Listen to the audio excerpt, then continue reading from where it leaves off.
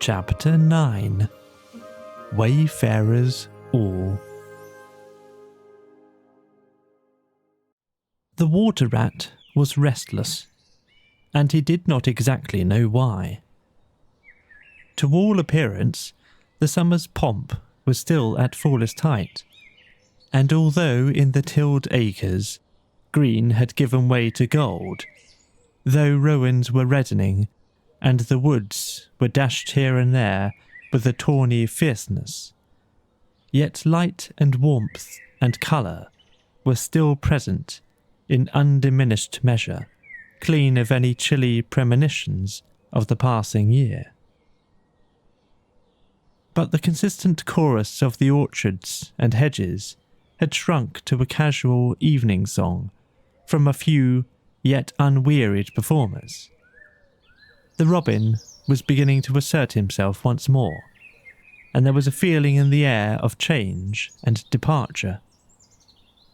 The cuckoo, of course, had long been silent, but many another feathered friend, 4 months apart of the familiar landscape and its small society, was missing too, and it seemed that the ranks thinned steadily day by day. Rat, ever observant of all winged movement, saw that it was taking a daily southing tendency, and even as he lay in bed at night, he thought that he could make out, passing in the darkness overhead, the beat and quiver of impatient pinions, obedient to the peremptory call. Nature's grand hotel had its season like the others. As the guests, one by one, pack, pay, and depart, and the seats at the table d'hôtel shrink pitifully at each succeeding meal, as suites of rooms are closed, carpets taken up, and waiters sent away, those boarders who are staying on en pension, until the next year's full reopening, cannot help being somewhat affected by all these flitterings and farewells, this eager discussion of plans, routes, and fresh quarters, this daily shrinkage in the stream of comradeship. One gets unsettled, depressed, and inclined to be querulous. Why this craving for change? Why not stay on quietly here, like us, and be jolly? You don't know this hotel out of the season, and what fun we have among ourselves, we fellows who remain and see the whole interesting year out. All very true, no doubt. The others always reply, "We quite envy you, and some other year perhaps, but just now we have engagements, and there's a bus at the door. Our time is up." So they depart with a smile and a nod, and we miss them and feel resentful. The rat was a self-sufficing sort of animal, rooted to the land, and whoever went, he stayed. Still, he could not help noticing what was in the air, and feeling some of its influence in his bones. It was difficult to settle down to anything seriously with all this flittering going on. Leaving the waterside, where rushes stood thick and tall in a stream that was becoming sluggish and slow, he wandered countrywards, crossed a field or two of pasturage already looking dusty and parched, and thrust into the great sea of wheat, yellow, wavy, and murmurous, full of quiet motion and small whisperings. Here he often loved to wander, through the forest of stiff, strong stalks that carried their own golden sky away over his head, a sky that was always dancing, shimmering, softly talking, or swaying strongly to the passing wind and recovering itself with a toss and a merry laugh. Here, too, he had many small friends, a society complete in itself, leading full and busy lives, but always with a spare moment to gossip and exchange news with a visitor. Today, however, though they were civil enough, the field mice and harvest mice seemed preoccupied. Many were digging and tunnelling busily. Others gathered together in small groups, examined plans and drawings of small flats, stated to be desirable and compact, and situated conveniently near the stones. Some were hauling out dusty trunks and dress baskets.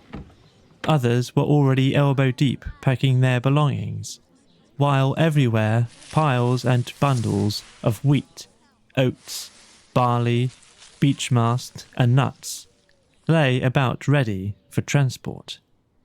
"Here's old Ratty!" they cried as soon as they saw him. "Come and bear a hand, Rat, and don't stand about idle."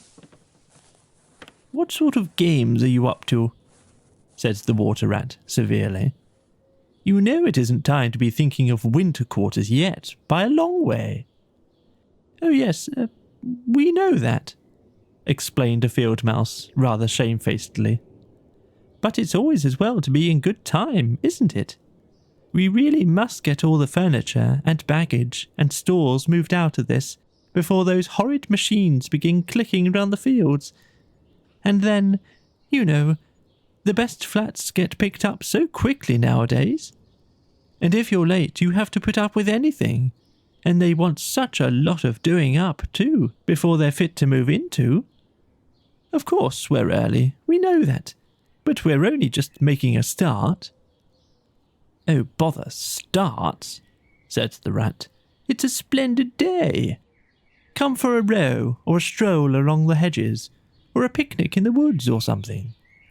"Well, I think not today, thank you," replied the field mouse hurriedly. "Perhaps some other day, when we've more time." The Rat, with a snort of contentment, swung round to go, tripped over a hat box, and fell with undignified remarks.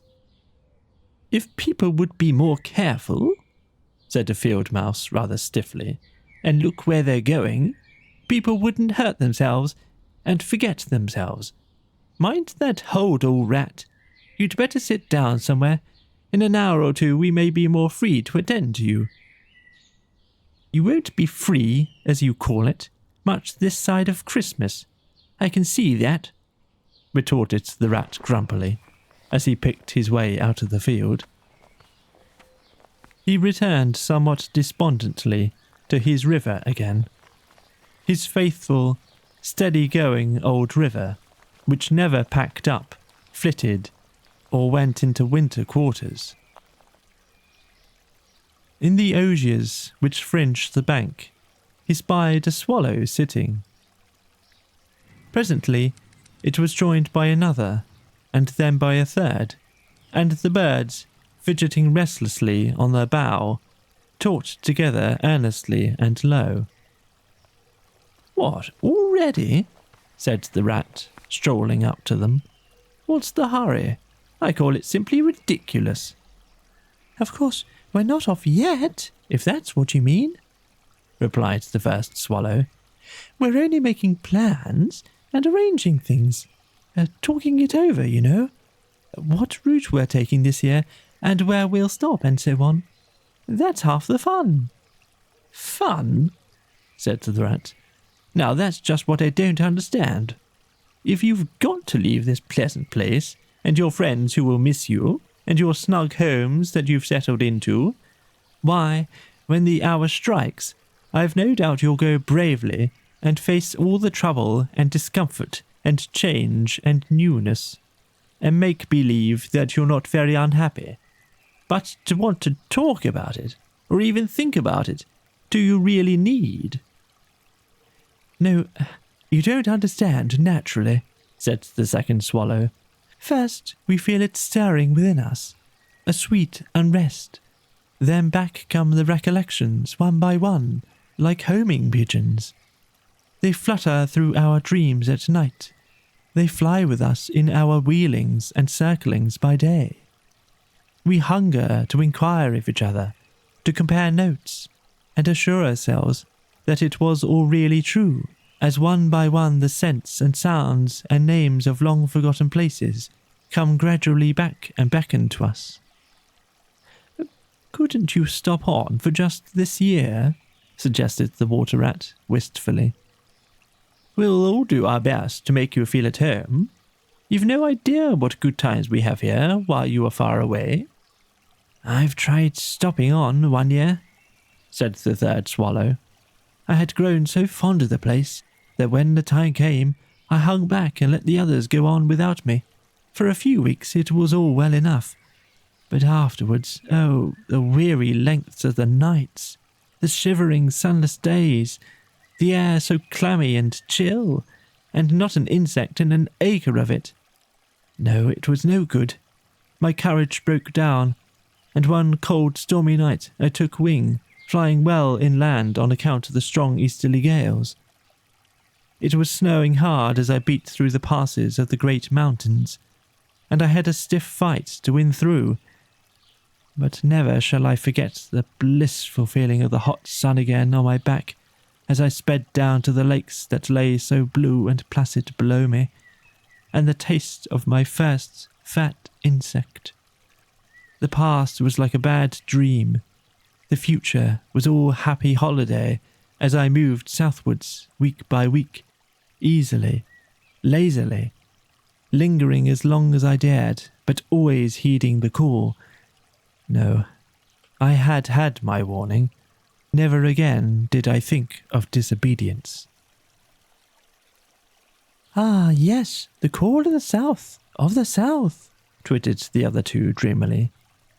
Its songs, its hues, its radiant air. Oh, do you remember? And, forgetting the rat, they slid into passionate reminiscence, while he listened, fascinated, and his heart burned within him. In himself, too, he knew that it was vibrating at last, that chord hitherto dormant and unsuspected. The mere chatter of these southern-bound birds, their pale and second-hand reports, had yet power to awaken this wild new sensation and thrill him through and through with it. What would one moment of the real thing work in him? One passionate touch of the real southern sun, one waft of the authentic odour. With closed eyes, he dared to dream a moment in full abandonment. And when he looked again, the river seemed steely and chill, the green fields grey and lightless. Then his loyal heart seemed to cry out on his weaker self for its treachery. "Why do you ever come back then at all?" he demanded of the swallows jealously. "What do you find to attract you in this poor, drab little country?" "And do you think," said the first swallow, "that the other call is not for us too in its due season? The call of lush meadow gardens, wet orchards, warm insect-haunted ponds, of browsing cattle, of haymaking, and all the farm buildings clustering round the house of the perfect eaves." "Do you suppose," asked the second one, "that you are the only living thing that craves with a hungry longing to hear the cuckoo's note again?" "In due time," said the third, "we shall be homesick once more for quiet water lilies swaying on the surface of an English stream. But today, all that seems pale and thin and very far away. Just now, our blood dances to other music." They fell a-twittering among themselves once more, and this time their intoxicating babble was full of violet seas, tawny sands, and lizard-haunted walls. Restlessly, the rat wandered off once more, climbed the slope that rose gently from the north bank of the river, and lay looking out towards the great ring of downs that barred his vision further southwards, his simple horizon hitherto, his mountains of the moon, his limit behind which lay nothing he cared to see or to know. Today, to him, gazing south with a newborn need stirring in his heart, the clear sky over their long, low outline seemed to pulsate with promise. Today, the unseen was everything. The unknown, the only real fact of life. On this side of the hills was now the real bank. On the other lay the crowded and coloured panorama that his inner eye was seeing so clearly. What seas lay beyond, green, leaping and crested? What sun-bathed coasts, along which the white villas glittered against the olive woods? What quiet harbours, thronged with gallant shipping, bound for purple islands of wine and spice, islands set low in languorous waters? He rose and descended riverwards once more, then changed his mind and sought the side of the dusty lane. There, lying half buried in the thick, cool underhedge tangle that bordered it, he could muse on the metalled road, and all the wondrous world that it led to, on all the wayfarers, too, that might have trodden it, and the fortunes and adventures they had gone to seek, or found unseeking, out there, beyond. Footsteps fell on his ear, and the figure of one that walked somewhat wearily came into view, and he saw that it was a rat, and a very dusty one. The wayfarer, as he reached him, saluted with a gesture of courtesy that had something foreign about it, hesitated a moment, then, with a pleasant smile, turned from the track and sat down by his side in the cool herbage.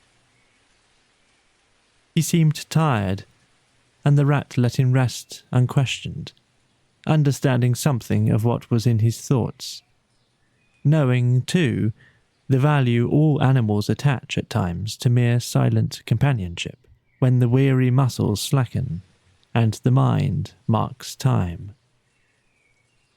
The wayfarer was lean and keen-featured, and somewhat bowed at the shoulders. His paws were thin and long, his eyes much wrinkled at the corners, and he wore small gold earrings in his neatly well-shaped ears. His knitted jersey was of a faded blue. His breeches, patched and stained, were based on a blue foundation, and his small belongings that he carried were tied up in a blue cotton handkerchief. When he had rested a while, the stranger sighed, snuffed the air, and looked about him. "That was clover, that warm whiff on the breeze," he remarked. "And those are cows we hear cropping the grass behind us, and blowing softly between mouthfuls. There is a sound of distant reapers, and yonder rises a blue line of cottage smoke against the woodland. The river runs somewhat close by, for I hear the call of a moorhen, and I see by your build that you're a freshwater mariner. Everything seems asleep, and yet going on all the time. It is a goodly life that you lead, friend. No doubt the best in the world, if only you are strong enough to lead it." "Yes, it's the life, the only life to live," responded the water rat dreamily, and without his usual wholehearted conviction. "I did not exactly say that," replied the stranger cautiously, "but no doubt it's the best. I've tried it, and I know. And because I've tried it, 6 months of it, and know it's the best, here I am, footsore and hungry, tramping away from it, tramping southwards, following the old cool, back to the old life, the life which is mine, and which will not let me go." "Is this, then, yet another of them?" mused the rat. "And where have you just come from?" he asked. He hardly dared to ask where he was bound for. He seemed to know the answer only too well. "Nice little farm," replied the wayfarer briefly. "Up along in that direction." He nodded northwards. "Never mind about it. I had everything I could want, everything I had any right to expect of life, and more. And here I am. Glad to be here all the same, though. Glad to be here. So many miles further on the road, so many hours nearer to my heart's desire." His shining eyes held fast to the horizon, and he seemed to be listening for some sound that was wanting from that inland acreage, vocal as it was with the cheerful music of pasturage and farmyard. "You are not one of us," said the water rat, "nor yet a farmer, nor even, I should judge, of this country." "Right," replied the stranger. "I am a seafaring rat, I am, and the port I originally hail from is Constantinople, though I'm a sort of foreigner there too, in a manner of speaking. You will have heard of Constantinople, friend. A fair city, and an ancient and glorious one. And you may have heard too of Sigurd, King of Norway, and how he sailed thither with 60 ships, and how he and his men rode up through streets, all canopied in their honour with purple and gold, and how the emperor and empress came down and banqueted with him on board his ship. When Sigurd returned home, many of his Northmen remained behind and entered the emperor's bodyguard, and my ancestor, a Norwegian-born, stayed behind too, with the ships that Sigurd gave the emperor. Seafarers we have ever been, and no wonder, as for me, the city of my birth is no more my home than any pleasant port between there and the London River. I know them all, and they know me. Set me down on any of their quays or foreshores, and I am home again." "I suppose you go on great voyages?" said the water rat with growing interest. "Months and months out of sight of land, and provisions running short, and allowance as to water, and your mind communing with the mighty ocean, and all that sort of thing." "By no means," said the sea rat frankly. "Such a life as you describe would not suit me at all. I'm in the coasting trade, and rarely out of sight of land. It's the jolly times on shore that appeal to me, as much as any seafaring. Oh, those southern seaports, the smell of them, the riding lights at night, the glamour." "Well, perhaps you have chosen the better way," said the water rat, but rather doubtfully. "Tell me something of your coasting then, if you have a mind to, and what sort of harvest an animal of spirit might hope to bring home from it to warm his latter days with gallant memories by the fireside. For my life, I confess to you, feels to me today somewhat narrow and circumscribed." "My last voyage," began the sea rat, "that landed me eventually in this country, bound with high hopes for my inland farm, will serve as a good example of any of them, and indeed as an epitome of my highly coloured life. Family troubles, as usual, began it. The domestic storm cone was hoisted, and I shipped myself on board a small trading vessel, bound from Constantinople, by classic seas whose every wave throbs with a deathless memory, to the Grecian islands and the Levant. Those were golden days and balmy nights. In and out of harbour all the time, old friends everywhere, sleeping in some cool temple or ruined cistern during the heat of the day, feasting and song after sundown under great stars set in a velvet sky. Thence we turned and coasted up the Adriatic, its shore swimming in an atmosphere of amber, rose, and aquamarine. We lay in wide landlocked harbours. We roamed through ancient and noble cities, until at last, one morning, as the sun rose royally behind us, we rode into Venice, down a path of gold. Oh, Venice is a fine city, wherein a rat can wander at his ease and take his pleasure, or, when weary of wandering, can sit at the edge of the Grand Canal at night, feasting with his friends, when the air is full of music and sky full of stars, and the lights flash and simmer on the polished steel prows of the swaying gondolas, packed so that you could walk across the canal on them from side to side. And then, the food. Do you like shellfish? Well, we won't linger on that now. He was silent for a time, and the water rat, silent too, and enthralled, floated on dream canals, and heard a phantom song pealing high between vaporous, grey wave-lapped walls. Southwards we sailed again at last, continued the sea rat, coasting down the Italian shore till finally we made Palermo, and there I quitted for a long, happy spell on shore. I never stick too long to one ship. One gets narrow-minded and prejudiced. Besides, Sicily is one of my happy hunting grounds. I know everybody there, and their ways just suit me. I spent many jolly weeks in the island, staying with friends up country.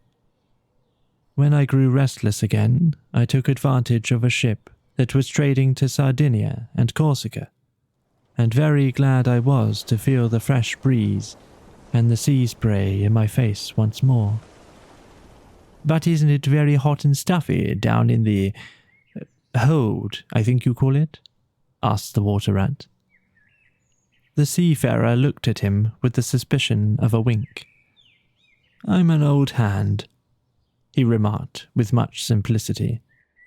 The captain's cabin's good enough for me. It's a hard life by all accounts, murmured the rat, sunk in deep thought. For the crew it is, replied the seafarer gravely, again with the ghost of a wink. From Corsica, he went on, I made use of a ship that was taking wine to the mainland. We made a lasso in the evening, lay to, hauled up our wine casks, and hove them overboard, tied one to the other by a long line. Then the crew took the boats and rowed shorewards, singing as they went, and drawing after them the long bobbing procession of casks, like a mile of porpoises. On the sands they had horses waiting, which dragged the casks up the street of the little town, with a fine rush and clatter and scramble. When the last cask was in, we went and refreshed and rested, and sat late into the night, drinking with our friends. And next morning I took to the great olive woods for a spell and a rest. For now I had done with islands for that time, and ports and shipping were plentiful. So I led a lazy life among the peasants, lying and watching them work, or stretched high on the hillside with the blue Mediterranean far below me. And so, at length, by easy stages, and partly on foot, partly on sea, to Marseille and the meeting of old shipmates, and the visiting of great ocean-bound vessels, and feasting once more. Talk of shellfish. Why, sometimes I dream at the shellfish of Marseille, and wake up crying, That reminds me, said the polite water rat. You happened to mention that you were hungry, and I ought to have spoken earlier. Of course you will stop and take your midday meal with me. My hole is close by. It is some time past noon, and you are very welcome to whatever there is. Now I call that kind and brotherly of you, said the sea rat. I was indeed hungry when I sat down, and ever since I inadvertently happened to mention shellfish, my pangs have been extreme. But couldn't you fetch it along out here? I am none too fond of going under hatches, unless I am obliged to. And then, while we eat, I could tell you more concerning my voyages, and the pleasant life that I lead. At least it is very pleasant to me. And by your attention, I judge it commends itself to you, whereas if we go indoors, it is 100 to 1 that I shall presently fall asleep. That is indeed an excellent suggestion, said the water rat, and hurried off home. There he got out the luncheon basket, and packed a simple meal, in which, remembering the stranger's origin and preferences, he took care to include a yard of long French bread, a sausage out of which the garlic sang, some cheese which lay down and cried, and a long-necked straw-covered flask, wherein lay bottled sunshine, shed and garnered on far southern slopes. Thus laden, he returned with all speed, and blushed for pleasure at the old seaman's commendations of his taste and judgment, as together they unpacked the basket and laid out the contents on the grass by the roadside. The sea rat, as soon as his hunger was somewhat assuaged, continued the history of his latest voyage, conducting his simple hearer from port to port of Spain, landing him at Lisbon, Oporto, and Bordeaux, introducing him to the pleasant harbours of Cornwall and Devon, and so up the Channel to that final quayside, where, landing after winds long contrary, storm-driven, and weather-beaten, he had caught the first magical hints and heraldings of another spring, and fired by these, he had sped on a long tramp inland, hungry for the experiment of life on some quiet farmstead, very far from the weary beating of any sea. Spellbound and quivering with excitement, the water rat followed the adventurer league by league, over stormy bays, through crowded roadsteads, across harbour bars on a racing tide, up winding rivers that hit their busy little towns round a sudden turn, and left him, with a regretful sigh, planted at his dull inland farm, about which he desired to hear nothing. By this time their meal was over, and the seafarer, refreshed and strengthened, his voice more vibrant, his eye lit with a brightness that seemed caught from some far-away sea beacon, filled his glass with the red and glowing vintage of the south, and leaning towards the water rat, compelled his gaze and held him, body and soul, while he talked. Those eyes were of the changing, foam-streaked, grey-green of leaping northern seas. In the glass shone a hot ruby that seemed the very heart of the south, beating for him who had courage to respond to its pulsation. The twin lights, the shifting grey, and the steadfast red, mastered the water rat, and held him bound, fascinated, powerless. The quiet world outside their rays receded far away and ceased to be, and the talk, the wonderful talk, flowed on, or was it speech entirely, or did it pass at times into song, Shanty of the sailors weighing their dripping anchor, sonorous hum of the shrouds in a tearing northeaster, ballads of the fisherman hauling his nets at sundown against an apricot sky, chords of guitar and mandolin from gondola or caique. Did it change into the cry of the wind, plaintive at first, angry shrill as it freshened, rising to a tearing whistle, sinking to a musical trickle of air from the leach of the bellying sail?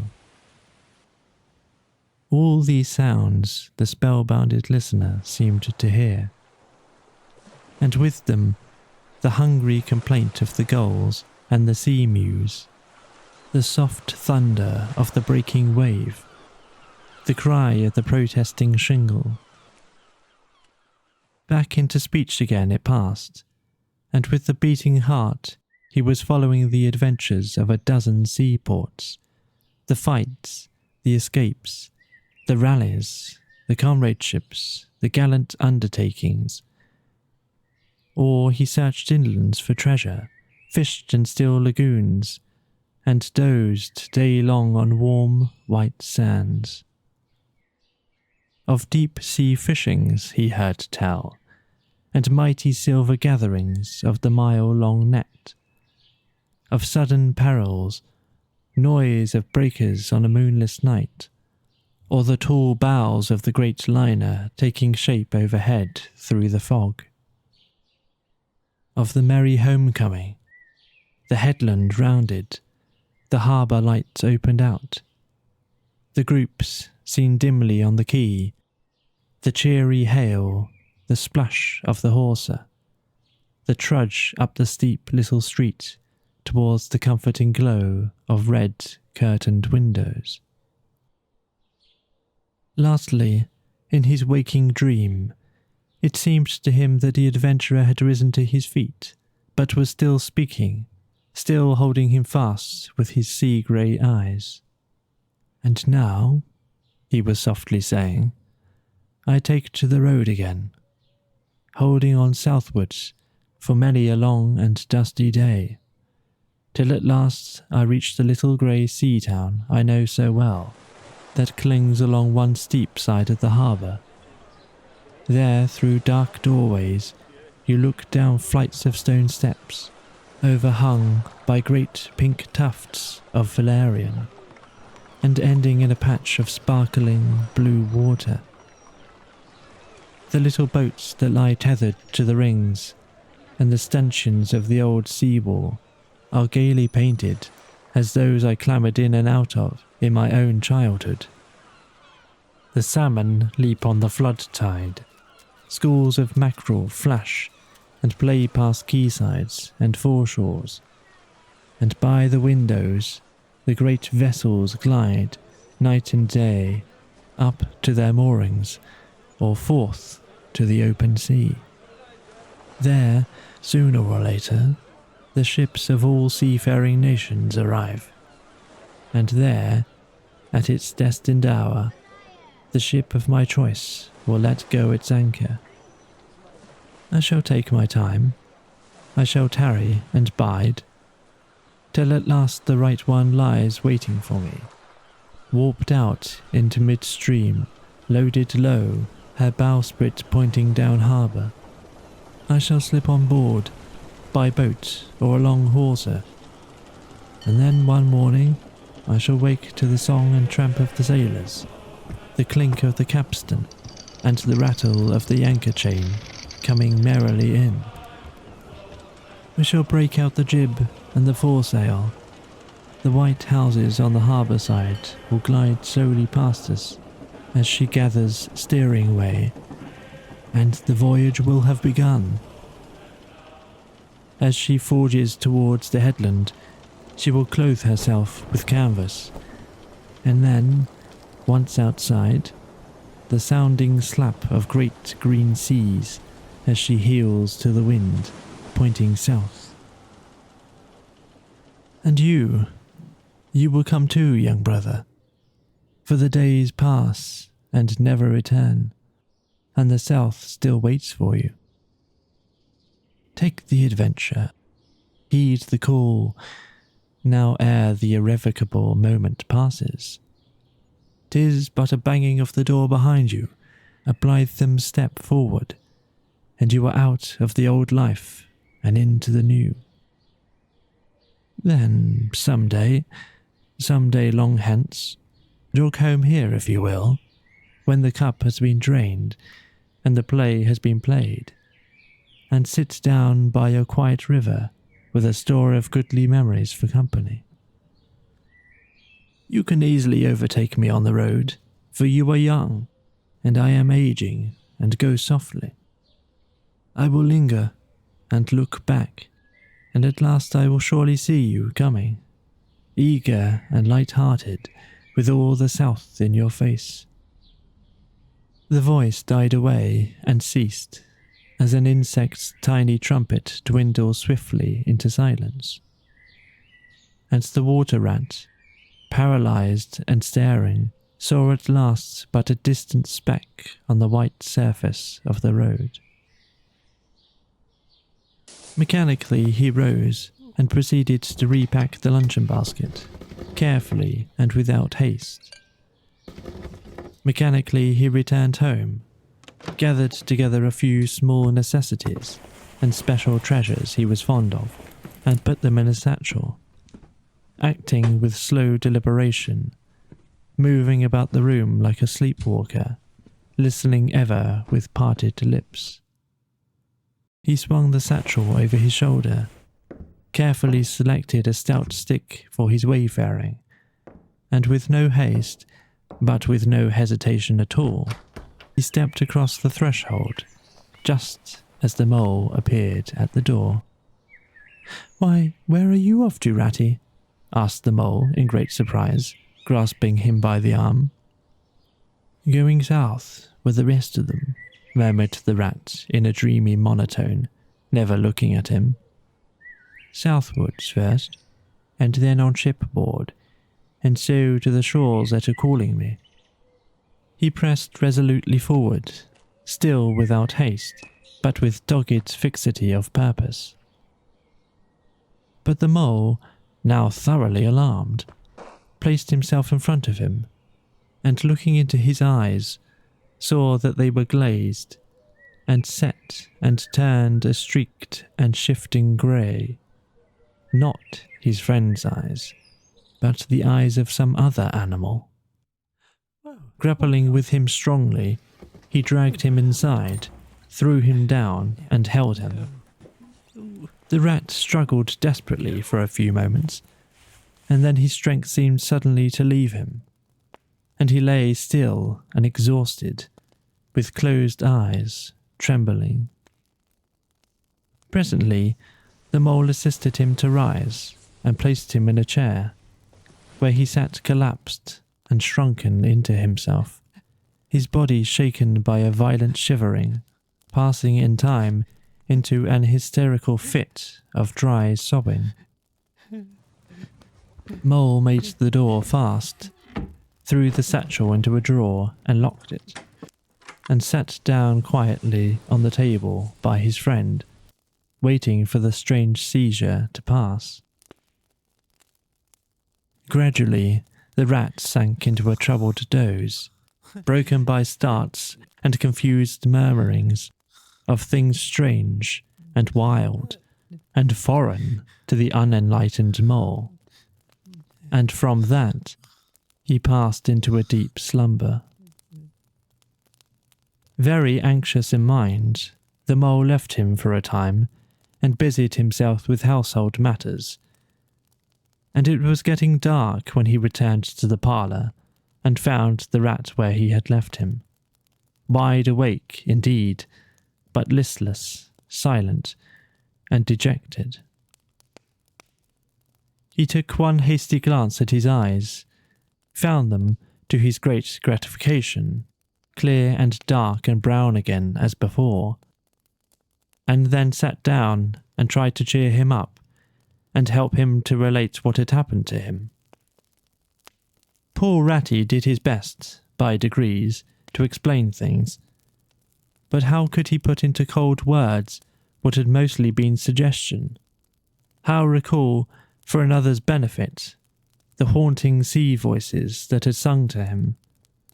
How reproduce at second hand the magic of the seafarer's 100 reminiscences?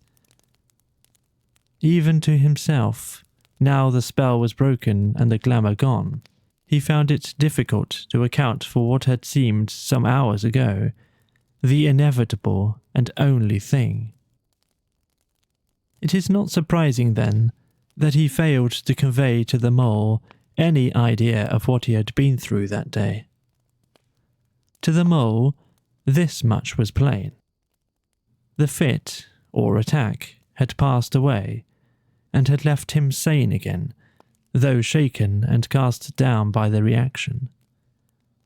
But he seemed to have lost all interest, for the time, in the things that went to make up his daily life, as well as in all pleasant forecastings of the ordered days and doings that the changing season was surely bringing.